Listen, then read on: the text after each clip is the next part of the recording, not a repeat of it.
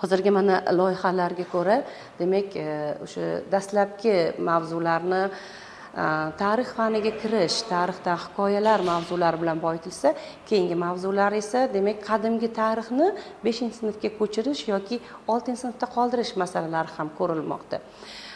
Bu bilan demak o'quvchilarni tarix faniga qiziqish, o'zini vatani, o'zini demak yashab turgan hududi, maktabi tarixini o'rgatish yoki bo'lmasa shunga qiziqtirish va yo'naltirish maqsad qilib qo'yiladi. Hozirgi kunda o'sha har bitta mavzuda o'quvchilarda rivojlanishi kerak bo'lgan bilim, ko'nikma, malaka, kompetensiyalar alohida berilib, ularni baholash mexanizmi ham taqdim etilyapti.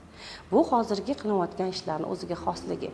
Ya'ni bu nimani beradi? Bu demak o'qituvchiga yoki darslik muallifiga har bitta mavzuni yoritishda og'irlikni teng bo'lish, ya'ni bitta mavzu o'ta yengil bo'lib ketish kerak emas, ikkinchi mavzu juda og'ir bo'lib ketish kerak emas. Ya'ni har bitta mavzuda teng, har bitta mavzuda har bitta davlatni o'rganishimizda, misol uchun o'sha davlatni, o'sha davrga xos madaniyat, o'sha davrga xos arxitektura, o'sha davrga xos ijtimoiy turmush tarzi insonlarni. Mana shu har bitta mavzuda o'ziga xoslik bilan qaytarilishi, o'ziga xoslik bilan takomillashib borishiga e'tibor qaratilyapti. Bu dasturimizda o'quvchilarimiz uchun dastlabki axborotnoma vazifasini ham o'taydi.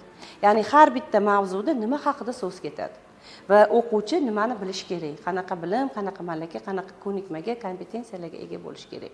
Mana shu jadvalga qarab turib ham ko'rishimiz mumkin. Demak, har bitta mavzuni yoritilganda bu o'qituvchi uchun ham, abituriyent uchun ham juda ham foydali mahsulot bo'ladi deb o'ylaymiz.